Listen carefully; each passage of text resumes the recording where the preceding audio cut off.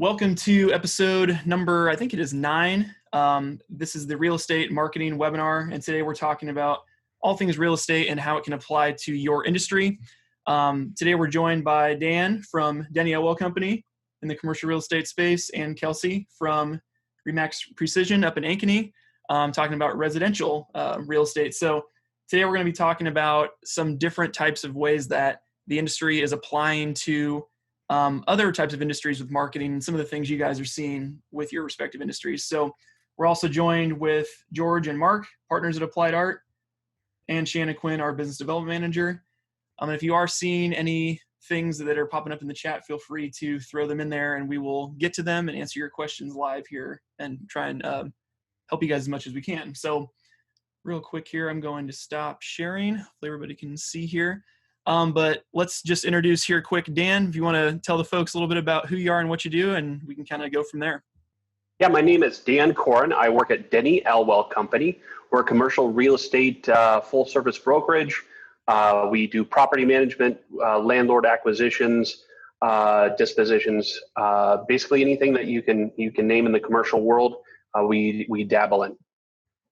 Awesome. And we've also got Kelsey. Kelsey, feel free to introduce yourself. Tell us who you are and what you do.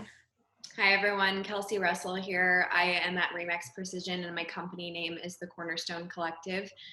We do residential real estate, so we do everything from selling houses, buying houses, small scale multifamily properties, and then built to suit custom built homes as well. Awesome. And thanks, guys, for getting on the call. I know this was a little bit last minute for you guys, so you guys are really saving the day here by helping us keep the program rolling here. So one of the questions we were talking about just before we got started was some of the things that we're seeing with this whole COVID-19 and how it's applying to your guys' day-to-day interactions. So Kelsey, do you want to kind of start and kind of let us know what this is doing for your day-to-day and how it's affecting how you interact with your clients? Yeah. So, for me, it's just been a big shift to digital. I think that with showings and buyers, you kind of have to be in person. So that's just a lot of, PPE type of things, gloves, hand sanitizer. I feel like the backseat of my car is always just filled with all the, booties and all the things. But so we're just keeping people safe. I think some people are a little more aware than others, as with everything. So you just have to be, sensitive to who you're dealing with. I made an executive decision and stopped meeting with certain clients and kind of made that call for them. I had a couple that was 88 when this first started, and I just don't want that on my conscience. So that's kind of, I think our whole brokerage kind of made those decisions, and people in the real estate industry in general, we had really strong support from our lobbyists, basically saying we are essential. And I think that we got that support because they know that we're going to be smart about it. And so for me personally, like the marketing side of it was just, we're going to keep you safe. We're going to keep you protected on the buy side. And then on the selling side, this is the best time ever to sell your house. Even in the last couple of years, you do have to be conscious. There's no inventory. There's no inventory in any price point. I've had people put in an offer $10,000 above list price because it was listed, not great. There was value there. I think it would appraise, and they still lost it. And there were 7 other offers first day on market. So that's kind of in that 200 and under price point, 200 to 450. The big thing there is there's just no inventory anywhere. Even the builders are, we have 1/5 of the inventory that we had in 2008. So the builders are putting a lot of lots in, a lot of new starts. Being conscious of how many trades are in homes at a time so that we can keep going and people aren't going to be affected by COVID. But that's the big thing, is just sellers know it's a good time to sell, as long as they understand they might have some issues with finding what they want to buy. So it's a really strong point of mine. Like, let's find what you want to buy and then list it, because your house will sell quickly if it's a good price point in a good area. For sure. And I think it's interesting too, you said this is one of the best times to sell, which is kind of contradictory that most people would think they'd, try to hold off on a big decision. Why do you think some of those things are happening in the residential space, with it being such a huge decision? And people like, what do you think is causing some of those things?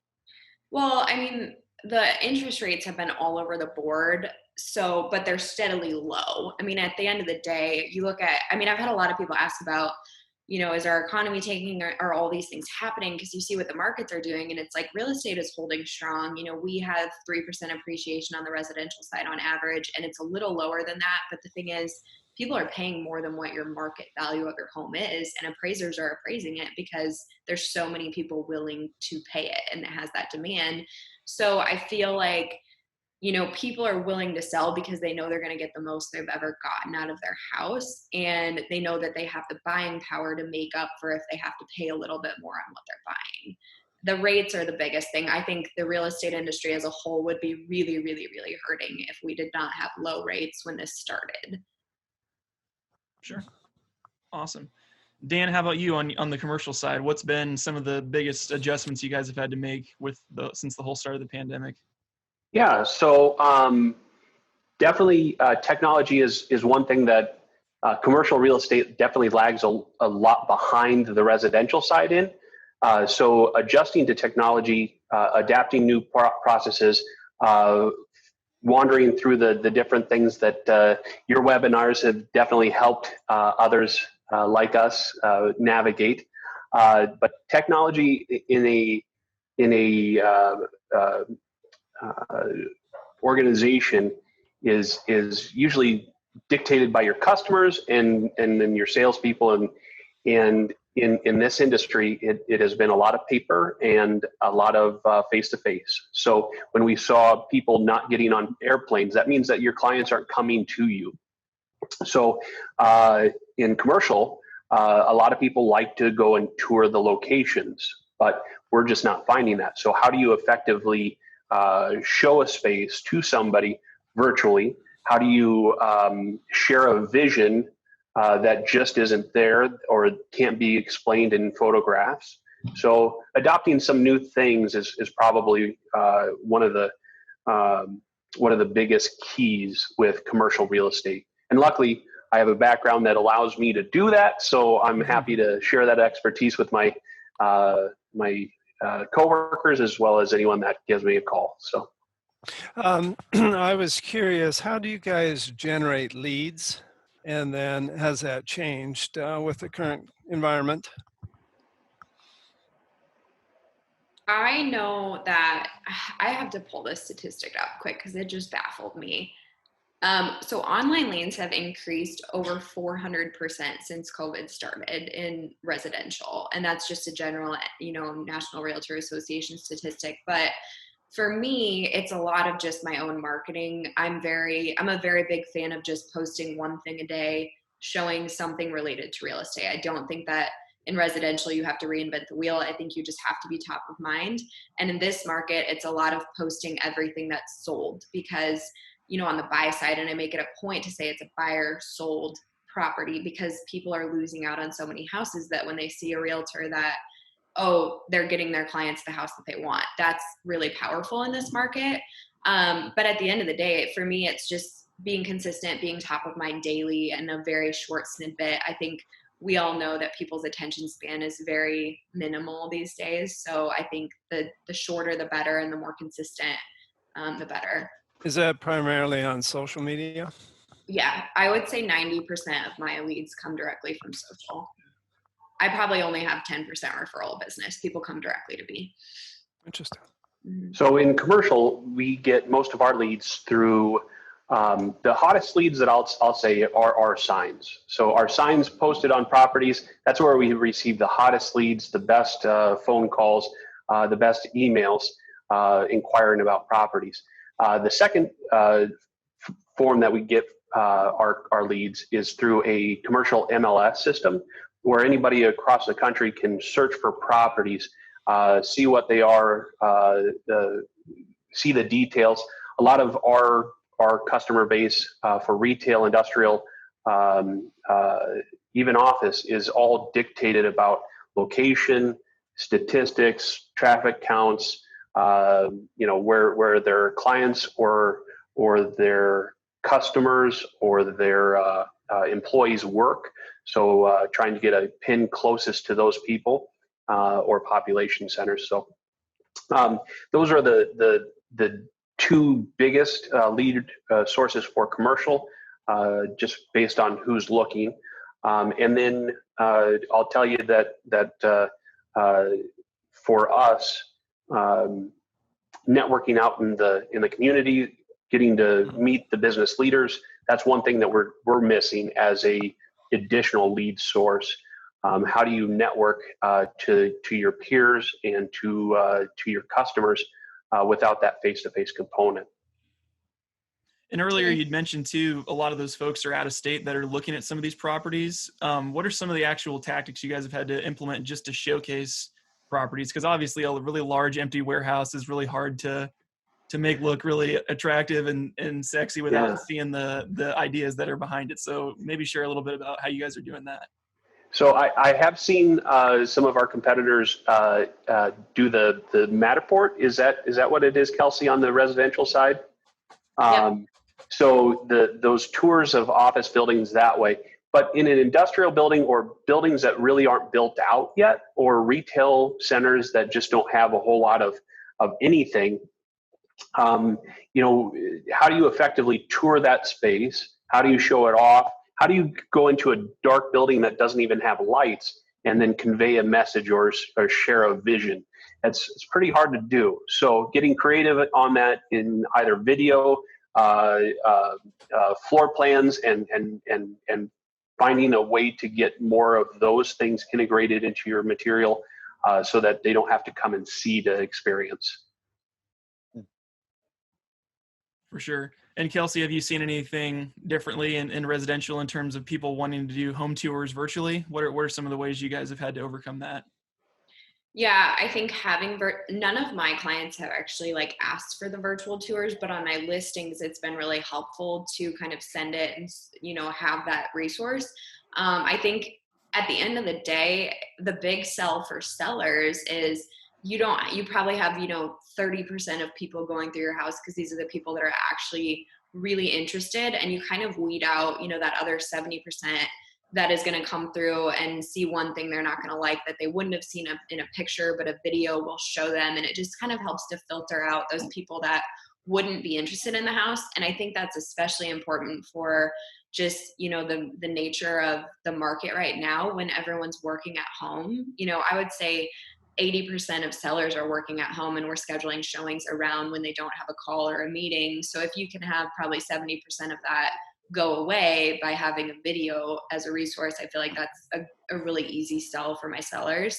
And the other thing that I've thought is really interesting is a lot of these marketers, I know Ryan, you do video, and if anyone on here does video, I would just look at the opportunities to partner with a photographer, because in real estate, we have really good relationships with the photographers. Like my photographer, I send a text and it literally would just say, 6:12 at 8 a.m. ? And he'll say yes or no. And that's how we schedule photos. And just because in real estate, efficiency is so key because things move so quickly and schedules change on a dime. So I think the big kind of, I guess, nugget that I can give anyone that's a video marketer is get in good with the photographers because they're the one outsourcing all that work and business to the video. For sure. And they're selling it as a package deal. I mean, that's the way that I got into video on anything was just, do you want to add it on with photos for X amount more? For sure. Yeah. And are you seeing those home tours or any of those virtual tours directly resulting in business, or is that just people that are more inbound? It just gets more attention on the MLS and then also on social?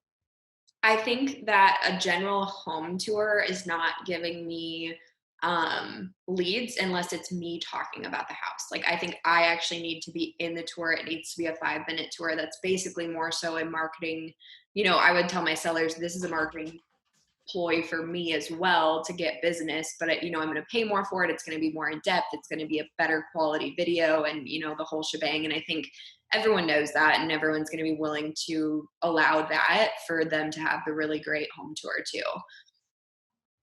For sure.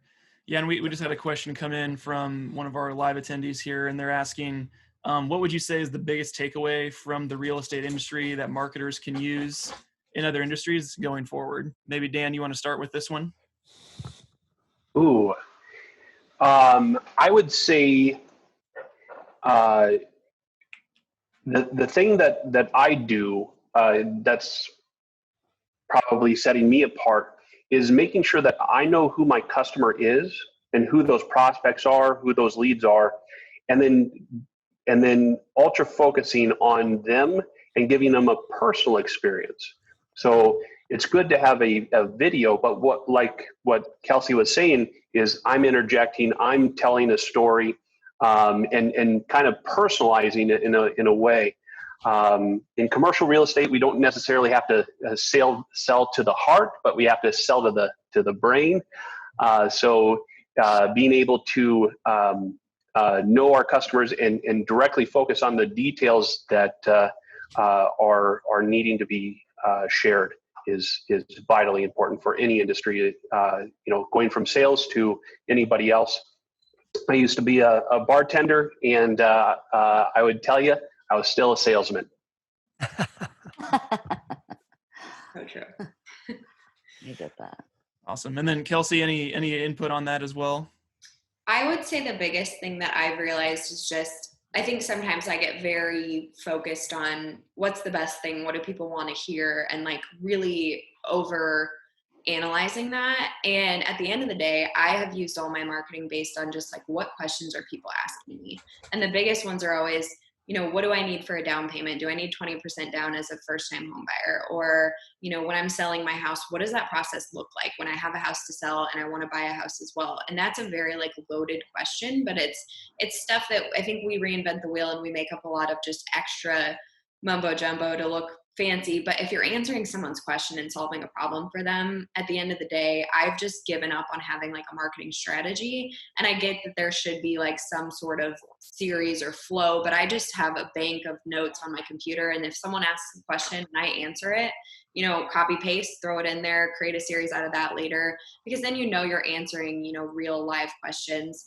And then as far as like the COVID stuff and just the nature of the market right now, I think the biggest thing is just like being brutally honest.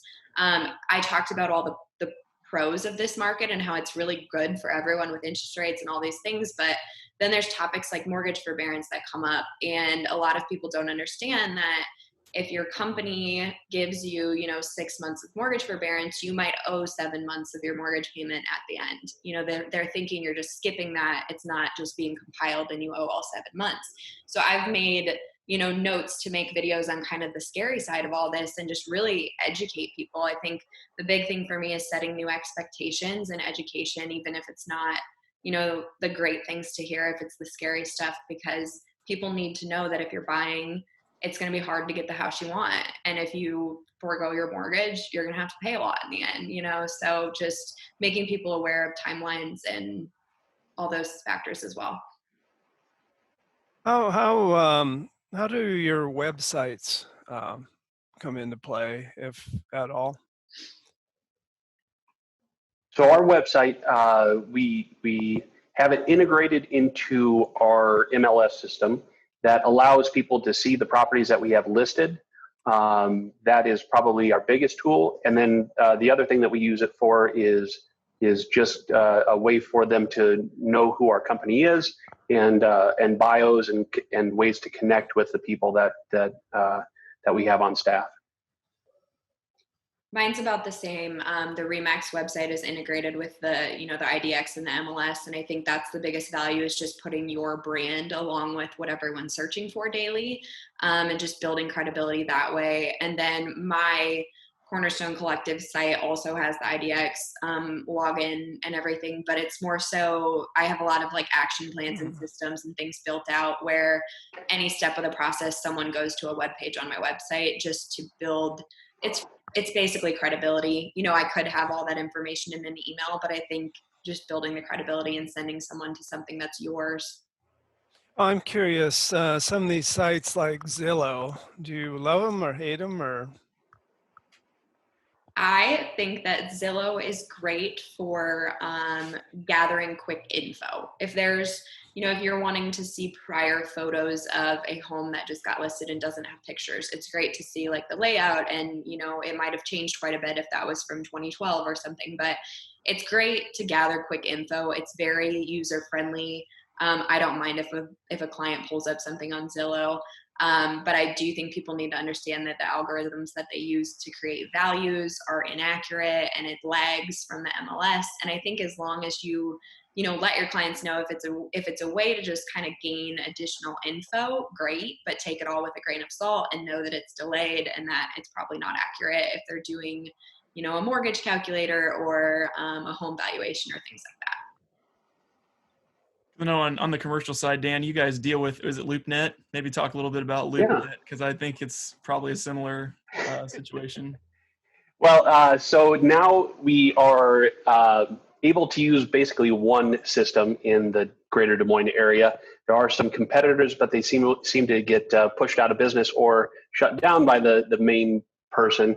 So the commercial real estate entity is CoStar. That's what feeds our website. That's what runs most of our listings.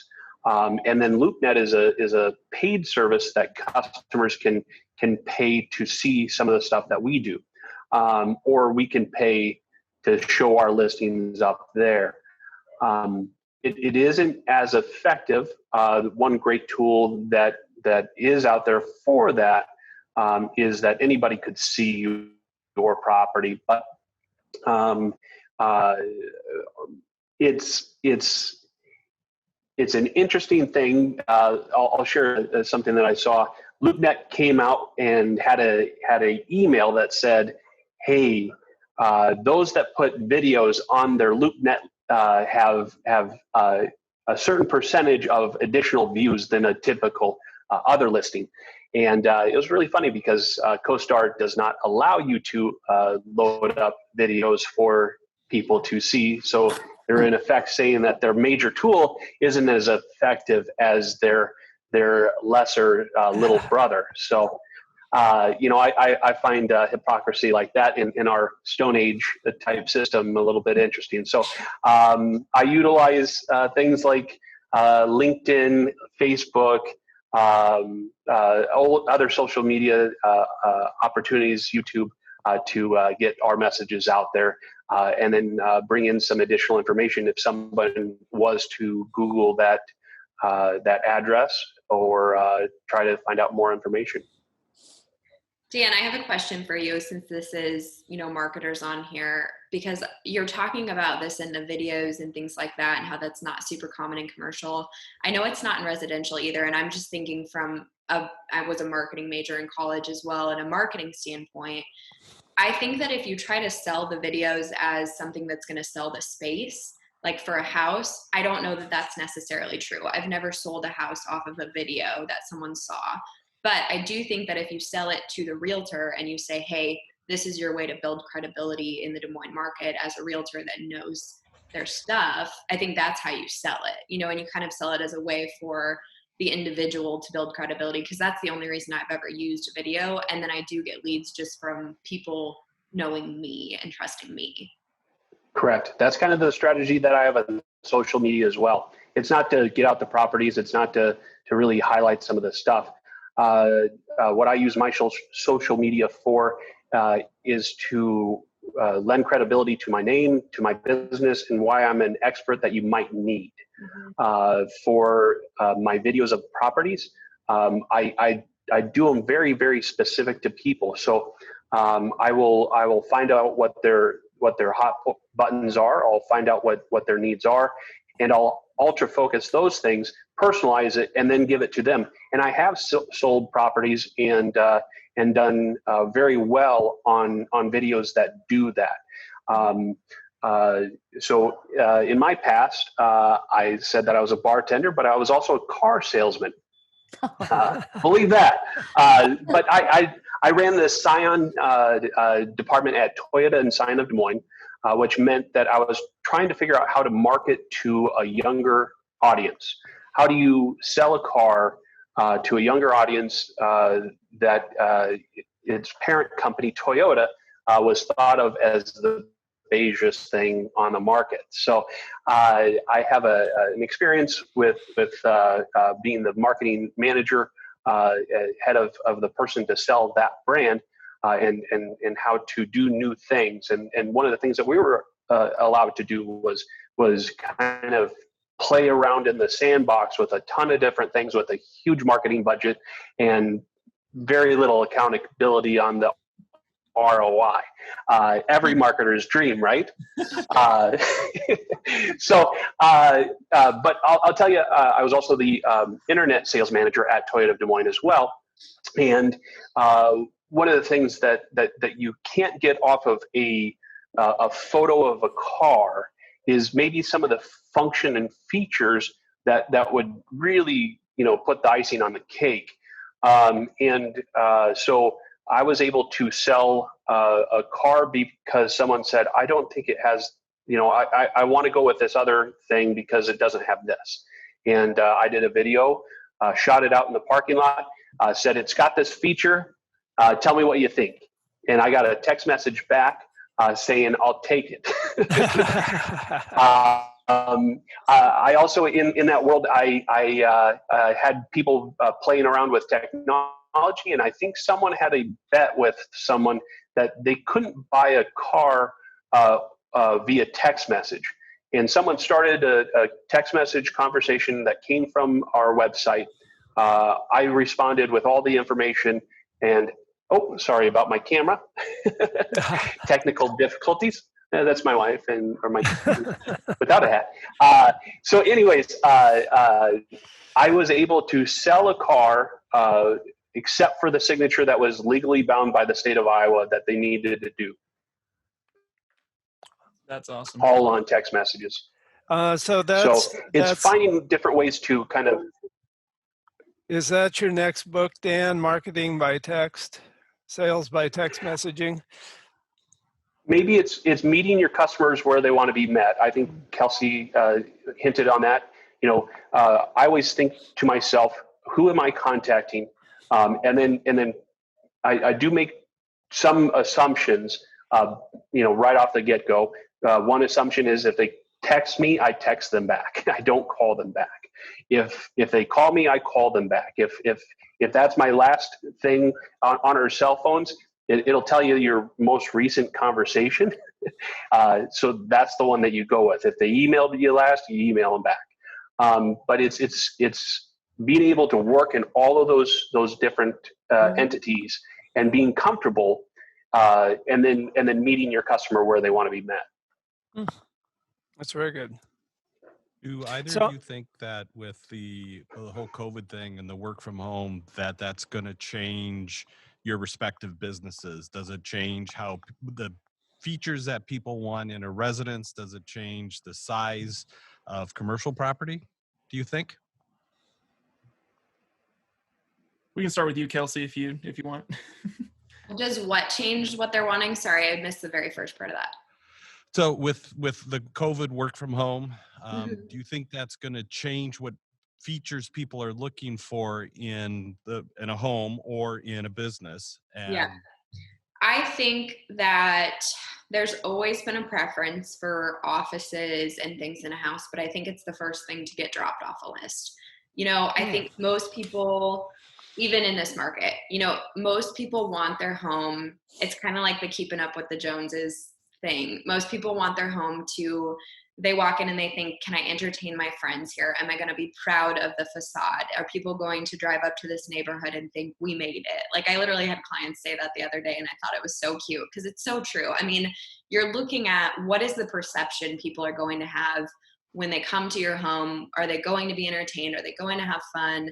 And I think, yes, this is a weird phase and people would love to have an office, but they're going to forgo that to have the entertaining spaces in the big kitchen and the theater room and the patio and all the other things first. Unless their job always is going to designate them to work from home, which at that point, COVID is not going to affect it. That's always going to be a top of their list item, if so. Yeah, on commercial, Mark, I don't think that you could do your job anywhere else based on the background that I'm seeing. So I do see that some industries will not change, won't have to adapt. Industrial warehouse, they actually might shrink in size. They might have to get leaner and meaner, just because the absolute dominance of online retail that's happening right now, I think they might actually shrink. But we were talking before this, and we talked about offices. In 2008 and 9, when a lot of people transferred from their house to their home, there was a longing and yearning and constant drumbeat of, I want to get back into the office. I want to get back to the office. And I think people genuinely do want to do that at some point. And it's when we feel comfortable in doing that. One thing that landlords or companies will have to do is provide a safe space for them to feel comfortable to come in. We used to do 4-foot hallways as a minimum standard for office buildings for ADA concerns. But maybe in the future, we're going to be doing 8-foot hallways so that there is a buffer zone between you and the other person walking down the hallway. We might see things like drinking fountains in your offices converted to hand washing stations. We might see, these, it's all been about collision points, has been a big key word with offices in the last little bit. And we're going to see the elimination of those collision points that don't need to exist. So we used to want to have all of our employees kind of congregate and do things together and collide with other people that they didn't necessarily need to do. And that was highly encouraged with a lot of the floor plans that have been designed over the last little bit. And I think we're gonna take an approach that's going to probably be a whole lot different. In retail, it's all about being experiential. Experiential has been the key word for retail. That means going out and seeing a movie. That means going out and doing something that involves large crowds or open areas where people congregate and do things. I think we're gonna see a shift in that. And it'll be interesting to see what retailers are able to do within those spaces that make people feel safe. Everything in commercial is about consumer confidence. Consumer confidence is the bearing tool on that. Restaurants, that's something that I do heavily interact with. And what we're seeing with restaurants is really, really, really stressful. They are going to have to adapt in very new ways. I think one of the stats that I hear and kind of do think we will see is that 20% of all restaurants will not reopen. And that's kind of scary for a lot of communities. Think of your neighborhood restaurant tour and think that they might not be open if we don't do some ordering out right now or catering for our employees that are at home or doing something like that. Think about doing some of that for them. But I think for the restaurateurs, the floor plan for them are going to shrink. The key word right now is drive-through,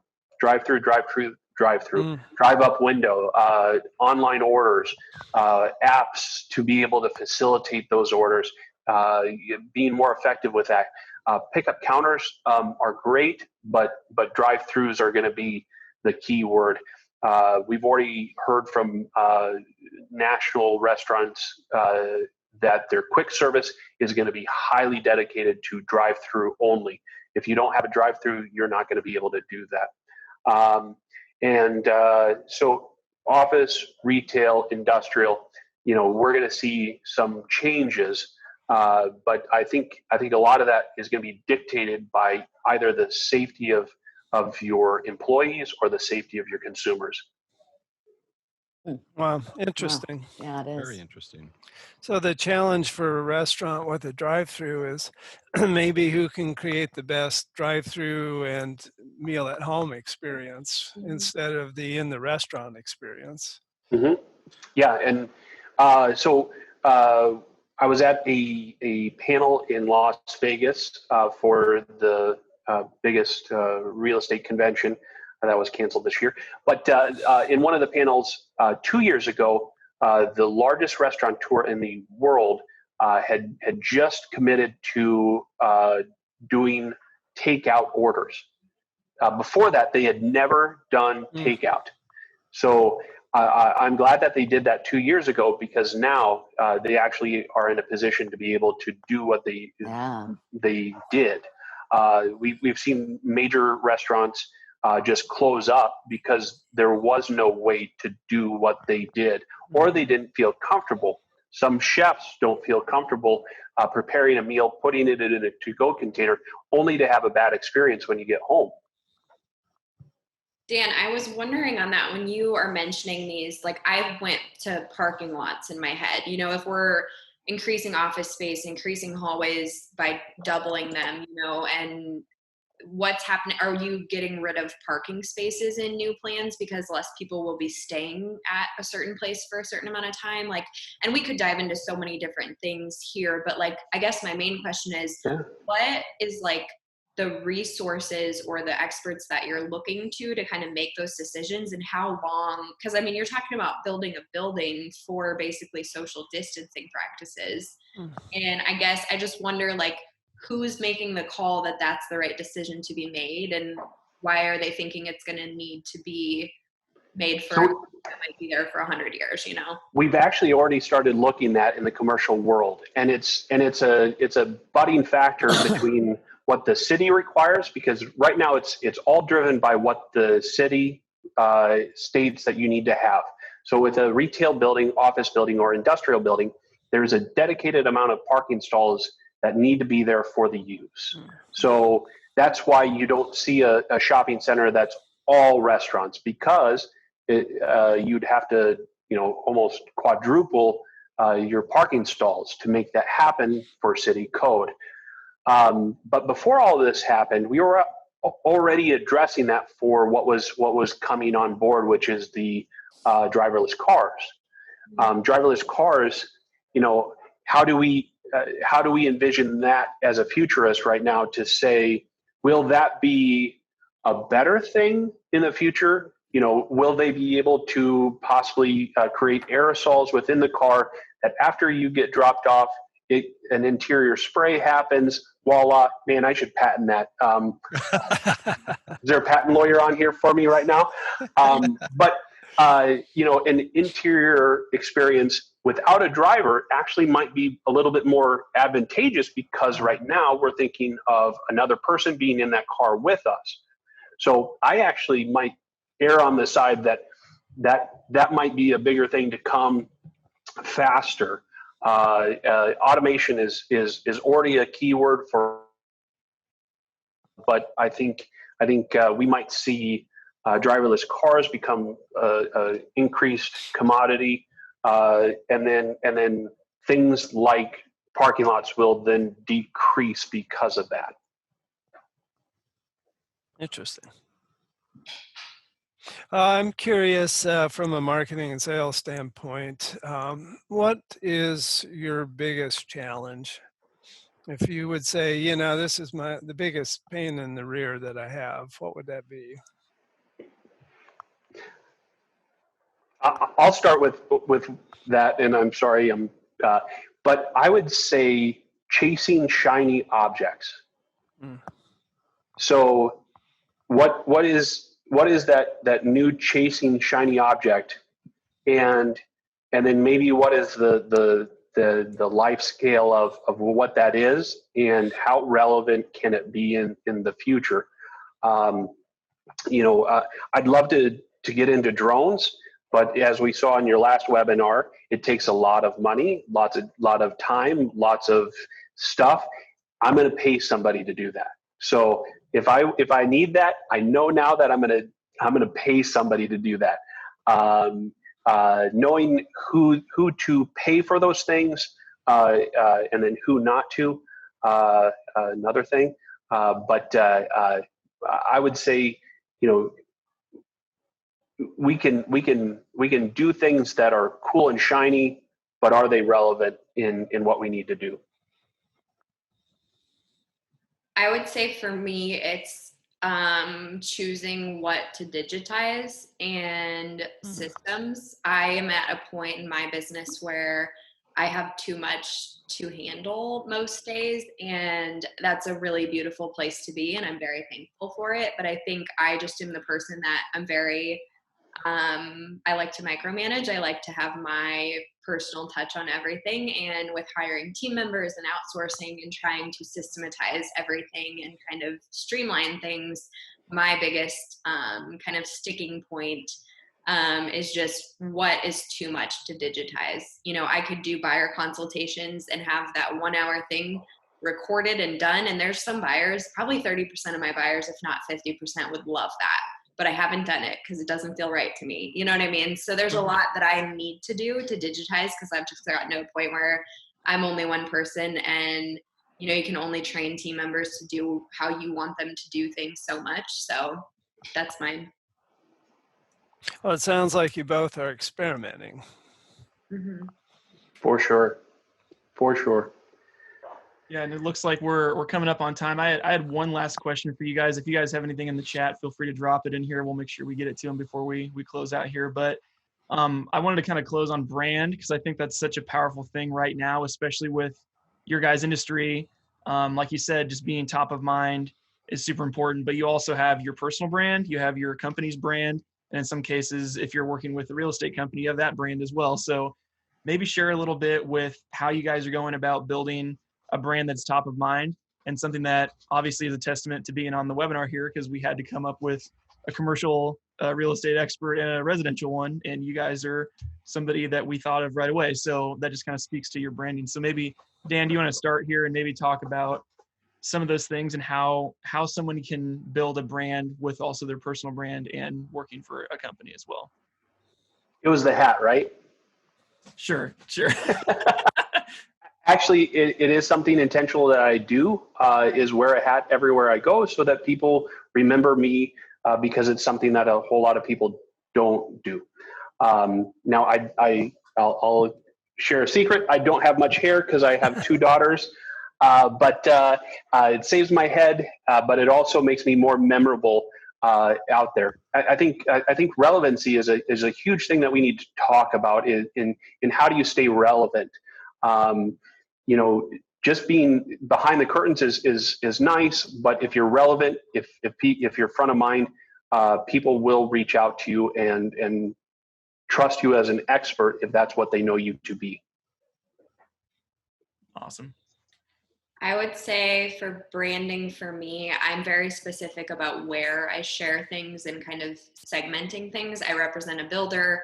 That stuff all goes on a separate community page, because it's hard for people to see me as, you know, the builder's realtor and Kelsey with Remax and the Cornerstone Collective. And so the Cornerstone Collective is what is tagged and branded with everything I do online, because I want people to recognize that company brand name and my team and trust us as the experts. If you are selling your house, it's a Remax sign going in your yard, just strictly because there is so much recognition and there's millions, if not billions of dollars behind that brand. So, I mean, I'm actually really, really specific when I meet with clients that, you know, this is the company name, which is the Cornerstone Collective, because that's what brings leads to me, because people associate me and the personal brand with that. If it's in your yard, it's Remax, because we're pulling in really cold people and we want that warmth of the Remax brand. And then if it's anything else that's kind of auxiliary, you know, the builders, the things like that, those are separate, and that goes with the Remax, because that's, you know, no one's going to pull up to a builder that does, you know, 500 houses a year and know what the Cornerstone Collective is. That's a very cold lead to me. So it's just positioning the right logo and the right branding in the spot that it needs to be based on the intention that you have. And then I'm just really specific about in my marketing and everything. I am very much an analytical person. There's a lot of numbers. There's a lot of, this is the payment. You know, I think I probably should have been in commercial some days, because I love looking at cash flows and, you know, ROI and everything. But I think that's one of the things that kind of differentiates me on the residential side is I'm sassy and fun, and I have personality that will help sell your house, but I also really care about the numbers and will put that into my marketing. So I think it's just knowing kind of what your brand voice is and not being afraid to add some humor and to add some of the, you know, quirks that are your personality, because people connect so strongly with you as the realtor on the residential side. Mm-hmm. And I think it's great that we define fine lines. I was looking at some of your social media there, Kelsey, and you might aggravate your 4,200 Facebook friends if you're always posting about real estate on your personal page. So something that I see that you do and I do is we both have a separate work page that people can follow. And for me on commercial, mine is more business to business. The customer pool is a whole lot finer. Not everyone needs to get what I sell. So, I do intentionally put the things on LinkedIn that should be on LinkedIn, the things that should be on Facebook, on my page. And then also ways to also highlight the things that my greater brand, Denny Elwell Company, is doing as well. Yeah, I completely agree. I think the only thing I would add is just the idea of storytelling. I think that's huge in branding with everything. And I mean, I'm a big fan of like educating, even if it hurts, and storytelling, because I know the best leads that I get are when I tell the story of, this military couple that moved here from California, and just really dig into like what their story is. Did we struggle to find them a house? Was it 6 months long of looking? Because people connect with those stories. If there's a nugget they can connect with, I feel like that's the best way to market. Yeah, and you're setting great expectations too. Do you use that in selling of houses too? Is there a story about the house that makes it more appealing? Yeah. I have every seller write just, an 8.5 by 11 sheet of paper of what intrigued them to the house initially, why they bought it, why they love the neighborhood, what park they go to, just tell a story of like what their last 12 years have been here. Or, if they've only been there a year. I have a guy that's listing on Monday that he's been in a house a year, which is normally scary for buyers because it's like, well, what's wrong with it? Why are you leaving? Mm-hmm. He's military as well. He's getting contracted to a new job in Texas. So tell that story. Tell about your job. Tell about, why you're moving, why you liked it while you were here. And I think, why you're looking to move on to something different and what that's going to look like for your family. People Dan, you said it really well when you said you have to appeal to the emotions or appeal to the heart in real estate. Every buyer that I have writes a letter to the seller about why they would really love the house. And we've done that in commercial too. I had a girl get a fourplex last year where her offer was $10,000 less than the other offer that came in. And they took hers because it was in Sherman Hill. It was a historical area. The guy that was selling it, loved historic preservation. So did she. So she wrote, 3 pages about just why she loves that area. And why would you not take that offer? It's the pride in knowing that this investment that you loved, can go to someone that's going to take care of it as well. Yeah. In our world, we have letters of intent that really go towards, finding the nooks and crannies of things, and usually dives deep into the analytics. One thing that I've really started to do in the retail world is try and tell a story. It paints a picture for the landlord of who I'm representing out in that market to say, this is their product. This is who they will attract to the center. Here's what they do. Here's what they've done. And honestly, we have gotten deals done with maybe a lesser experienced, lesser capitalized, or lesser per square foot because they liked who that was.